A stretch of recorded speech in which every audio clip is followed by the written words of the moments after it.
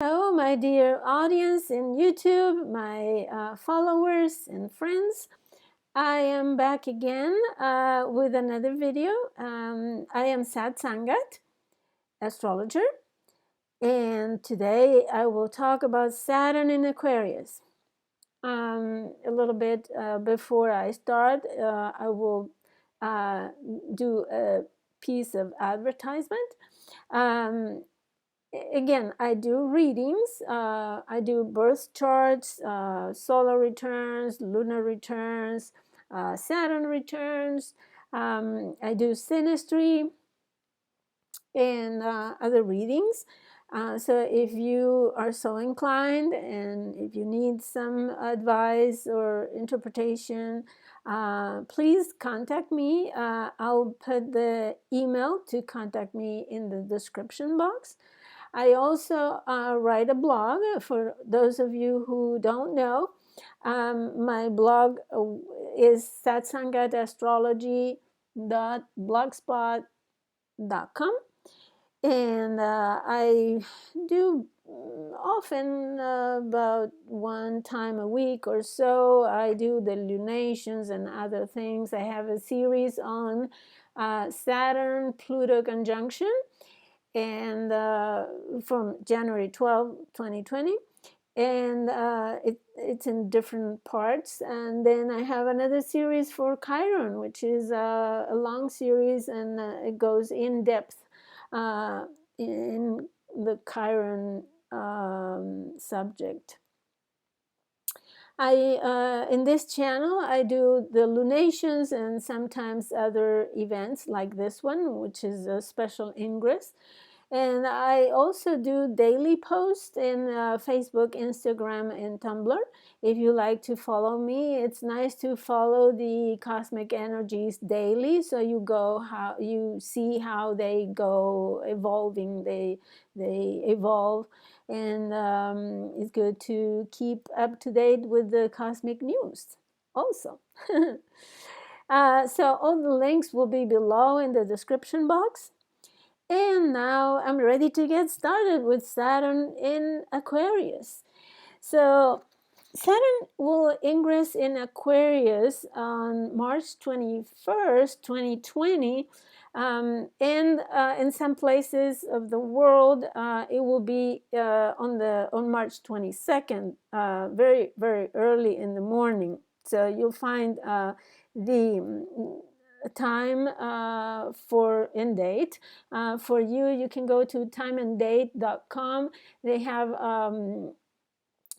a feature there where you can calculate the time at your place. As I wrote in my blog article about Saturn-Pluto conjunction, 700 years ago, the Pluto-Saturn conjunction happened in December 1284, 26 degrees of Capricorn. And just a year later, in December 1285, Jupiter and Saturn met at 7 degrees of Aquarius, just as it will happen now, right, with a year of separation. So it was then the start of the Renaissance in the Western civilization. Direct results of the Crusades, the Renaissance was born out of the new knowledge brought back from their travels to the Middle East. Islamic countries had kept many classical Greek and Roman texts that had been lost in Europe, and they were reintroduced through returning crusaders. So then the evolutionary transition took a couple of centuries. It is said that even the Black Plague of mid-1300s set the stage for the Renaissance by creating a complete chaos and vacuum of authority. So then the Renaissance... during the Renaissance, the intellectual and scientific studies soared. Universities were created, or the seed of universities were created. The fine arts were perfected, all of which had been relegated during the Middle or Dark Ages. there was new concern with healthy living, cleaning. People started bathing, and lightening up the spirits. So in a sense, since 1802, when Jupiter and Saturn started meeting in Earth signs, people had gone back to the dark ages of materialism. With the Industrial Revolution, humanity developed heavy machinery, the train, the vapor machines, the cars, and other machines to exploit the earth and extract the material resources from the earth. And progress became synonym of material wealth. So prestige and social status was measured by how many things you had, material things. Now that Jupiter and Saturn meet in air signs for the next 200 years, progress will be synonym of scientific, cultural, and intellectual wealth. The fine arts are coming back. Inspirational music, poetry, performing arts are on the rise. So within a year of the present Saturn-Pluto conjunction that happened January 12th, we will have the Jupiter-Saturn conjunction in Aquarius at the end of mid-December. So another new beginning, a new renaissance of the mind and its intellectual capacities, right?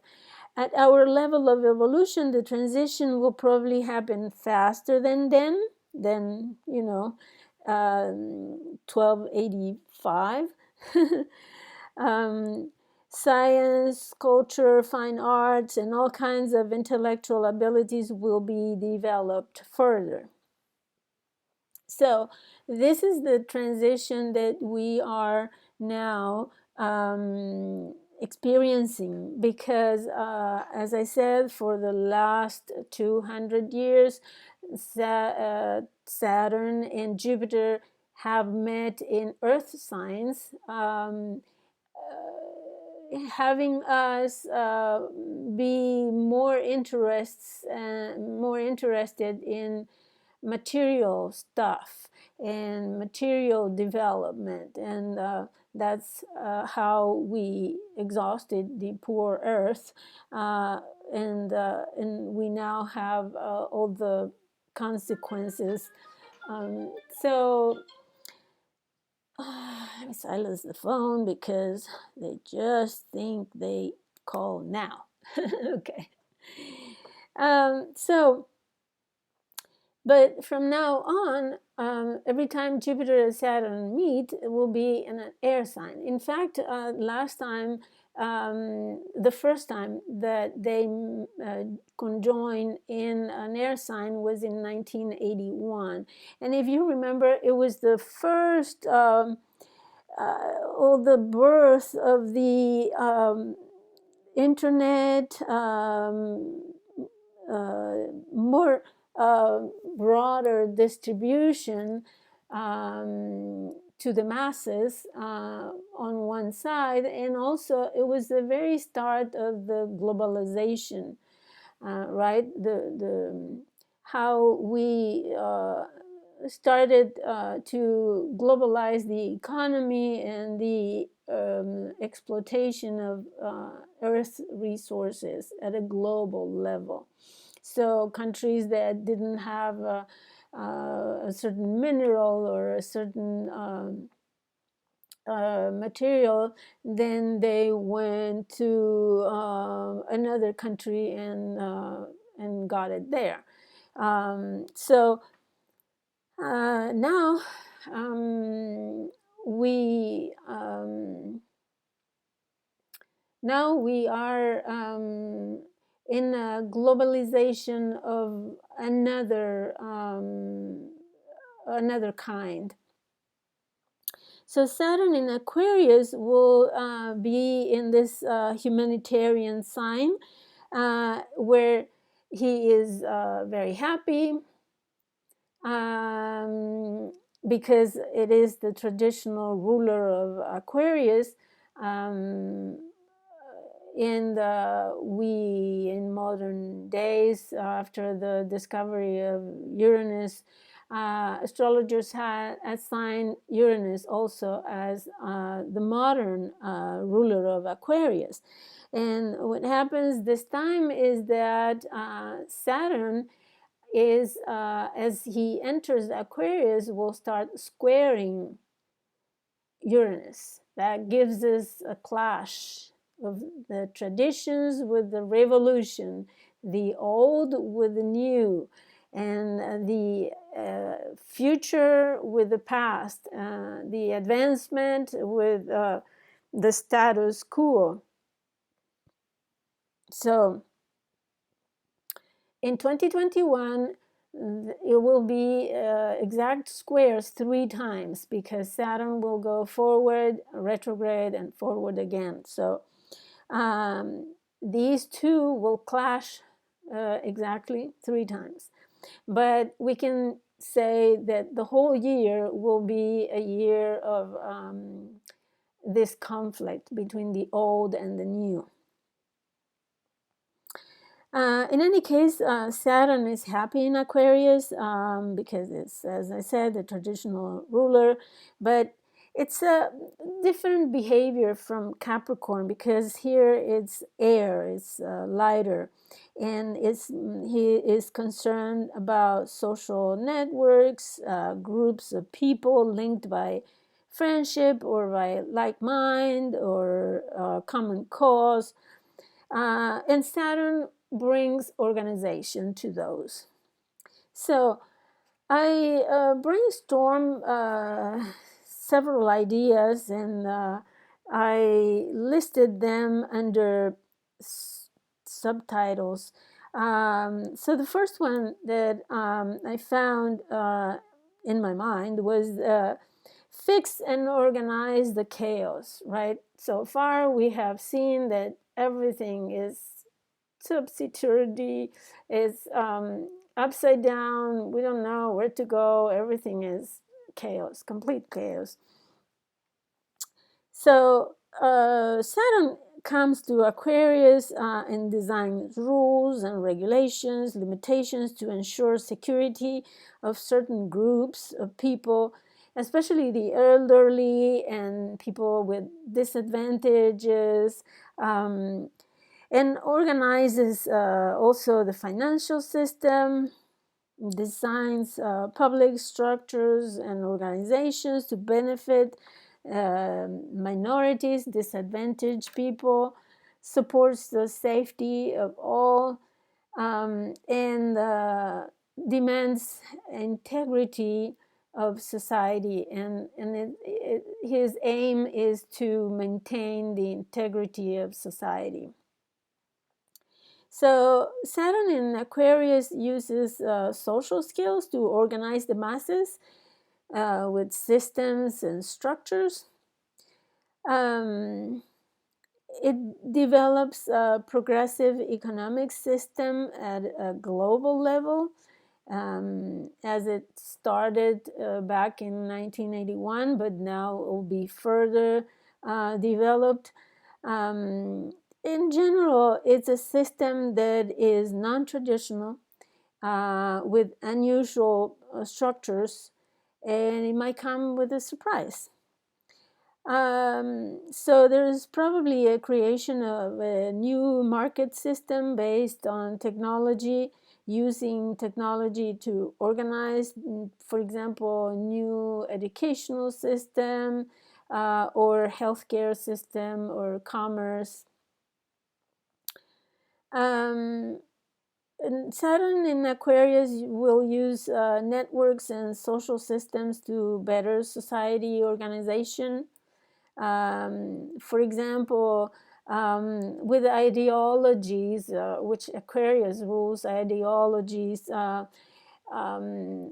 it's like right now it's like a brainstorm of ideologies and what one think of the future, of humanity. So Saturn there will say, let's organize these ideas and make sense of them, and then we can organize them and implement them. The good ones, we can implement them in society. But as I said, because Aquarius is a futuristic sign, and because Saturn will square Uranus 3 times, and in fact, it will be in square the whole year, practically. So there will be this struggle between tradition and the new. But probably there will be some instances there will be suppression of the rebellions. Well, there have been already. Okay, so Saturn is also regulations, delay, control, and restriction of things. Among them, I think Saturn will regulate more the internet, the sources of information, communications, devices and systems. I think that Saturn will bring restrictions in air travel and transportation, the stock market, commerce, economy, and the value system, because Uranus is in Taurus, which represents the values and how we change them. Saturn will also have some control or regulations over science and research, technology, and the systems that work with technology. I think it will have a restrictive energy also on groups. For example, identity groups, as I said, groups of people that participate of a common cause or a common identity, or a common goal, or like-minded, and also political parties. It may also attempt to restrain freedom. One of the things that authority figures are very serious concern with is freedom of people, because it has created so many problems and chaos. So I think we can expect some kind of restrictive measures there. Then there is also ostracism, surveillance, and ban. It could be very close attention. It could pay very close attention to the population growth, and maybe take measures in order to control it. Also, there will be bans on massive movements of people. For example, Aquarius, Uranus rules foreign people as well. So Saturn could have a restrictive energy over foreign people, and it may also stir up more xenophobia than we have experienced before, on specific groups of people, specific cultural identities or countries, and also sometimes it may have an influence on political parties, restrictive influence on political parties. Well, on the positive side, it will favor the manual, mechanical, scientific, and technological, and hard work. So all those kinds of work will be favored. Also, it will favor connections among people, um, communications, even though it will regulate them, but it will favor them as well. And connections among groups of people and organizations also, with a cause or with a common goal. And I think Saturn will give us a frame for dreams and goals and objectives and projects for the future. Um, on the other hand, it may delay the achievement of those future projects, goals, or dreams, but in order to perfect them, because Saturn is repeat, repeat, repeat until you get it right or perfect, if possible. And it goes always like the goat. It climbs the mountain little by little, step by step, until he gets to the top. So there, it will be also favoring intellectual circumspection, um, practical common sense, and self-discipline, especially because Saturn in Aquarius is like you are your own authority, or the group is its own authority. And also it will favor scientific integrity, which we need so much. Okay, the struggles between Uranus and Saturn, I made a list of those two, just a few ideas. We may go and along with the next year with the squares and see what happens, but we may get seriously opinionated, detached, objective. We may oppose scientific approaches or views. We may get disciplined, or even there could be ostracizing ideologies. And it's a struggle between stability versus the revolution, right? Because as I said, Saturn wants to put together the pieces of this chaos. It's like having a ceramic pod that is broken in pieces, and now Saturn comes and puts it back together. And there's this tension between stability, security, safety, and the revolution and the innovation and new things coming.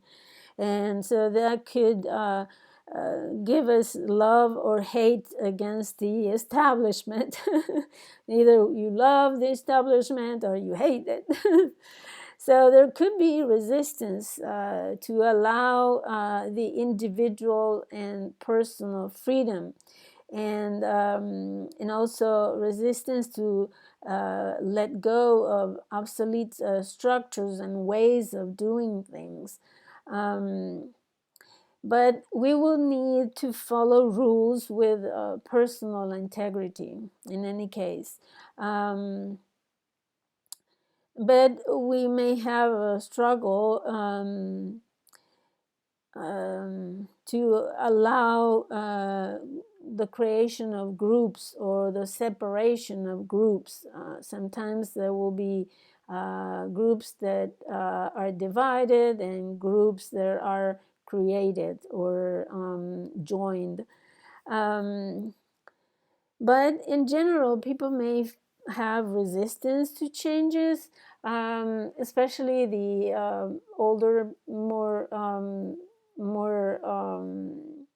set in their ways people. As we get older, we get settled in our ways, and it's very hard to change. So we might face resistance to changes that are so radical and futuristics. So there could be intolerance and some anxiety and fear of the unknown, right? Because this is going so fast. It's really a progress that is really accelerated in a way, in an air way, right? Because it's an air sign. It's light. It goes faster. It's different from Saturn in Capricorn, where the terrain was rocky and the goat needed to climb the mountain. This goes faster. So people may be pessimistic because of the need to adapt and adjust, and we will need a new kind of discipline, but especially integrity. So, and people may develop unconventional associations to support each other. For example, I heard of neighbors gathering together to practice informal commerce in these times of scarcity that we are going through, like groups to swap goods or pitch in or exchange services or to face and overcome scarcity, right? So that kind of groups of people with a humanitarian inclination to help the disadvantaged or people in need, and also minorities. That's typical Aquarius realm. So you may look at your chart and see where the Aquarius sign falls, in which house it falls, and where Saturn will touch it, in order to find out what is the area of your life that will be affected. And I would like to say a couple words about the United States chart, because Aquarius is the third house and is the house of environment, communication, internet, transportation, small cities. And so Saturn comes to reorganize and restructure and give frame and give a tangible form to this air, to this innovation. So there might be remodeling of the environment to adapt to the new technology or to the new inventions, and neighborhoods may be redesigned.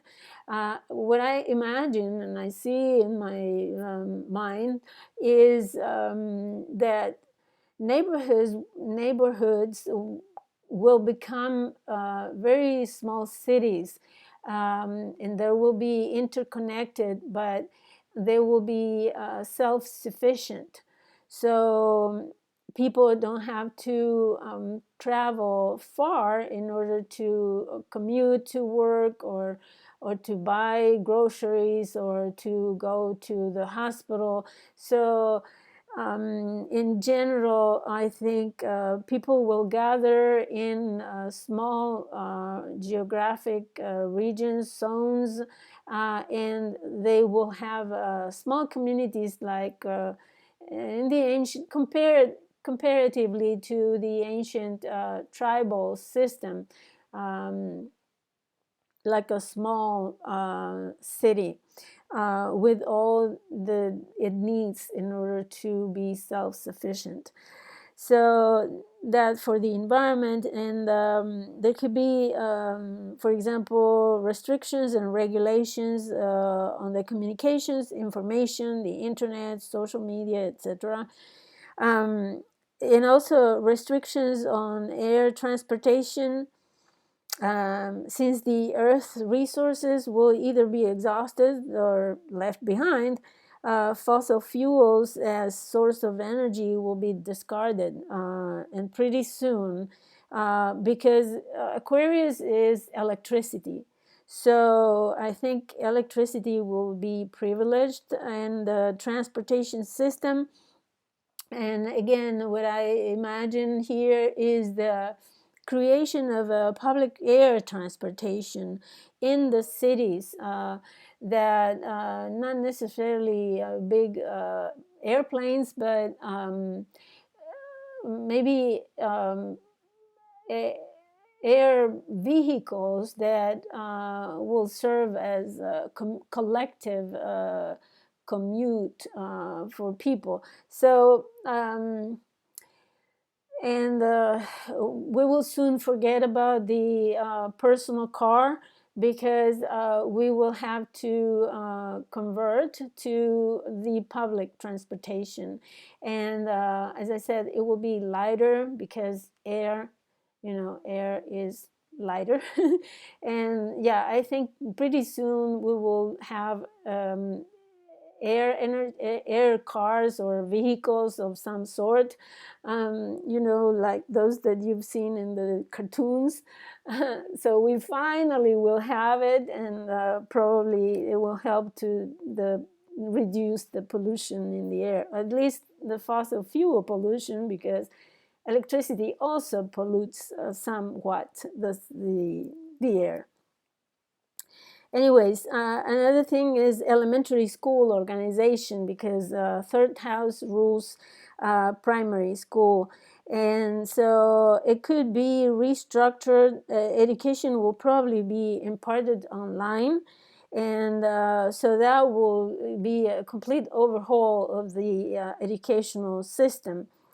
And all these improvements in all these areas will be scientific research based, meaning that science will actively develop innovations in order for us to adapt to the new things, and the new lifestyle as well.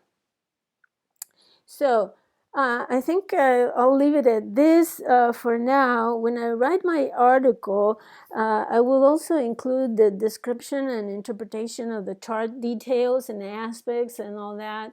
The biggest energy that I see in the chart right now is the chart of March 21st. Is the conjunction of Mars and Jupiter at 23 degrees of Capricorn. And in fact, they have conjoined since 22 degrees.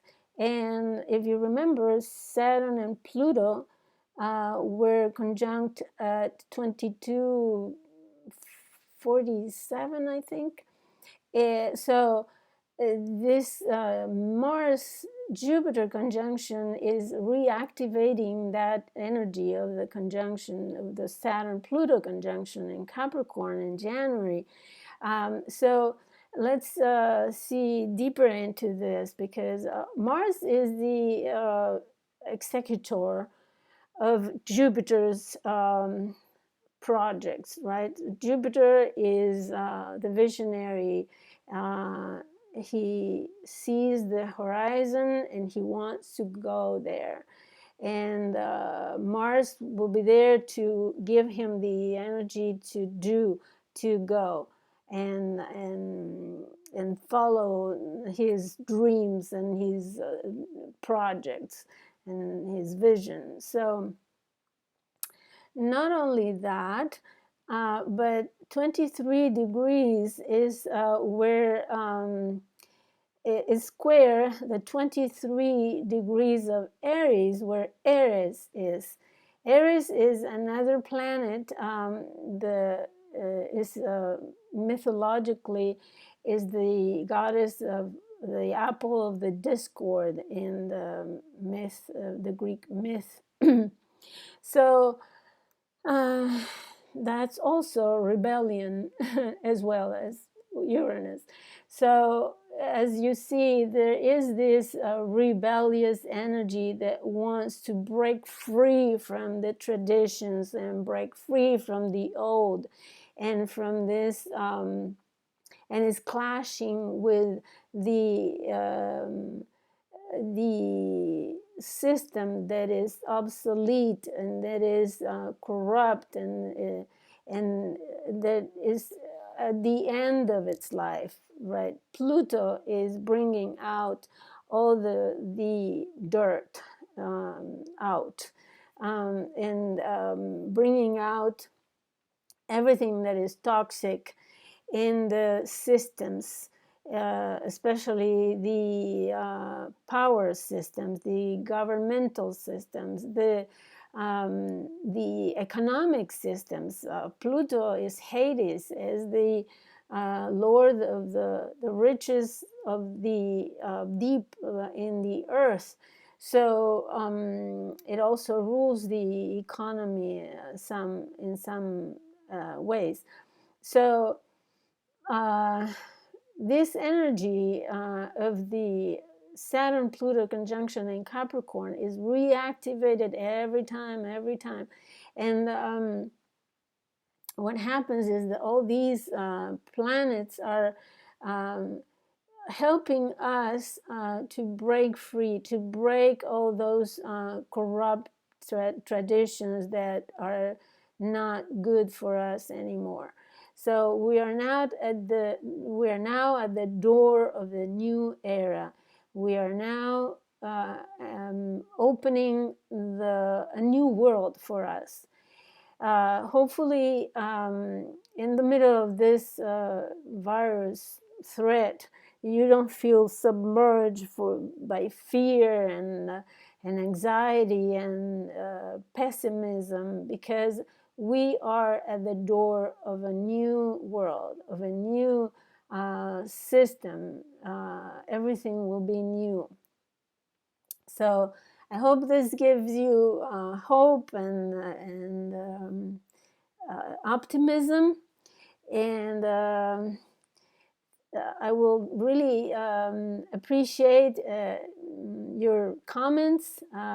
If you like the video, please subscribe to my channel, and I hope you follow me also on the social media, and my blog is very popular, so I hope you read me as well.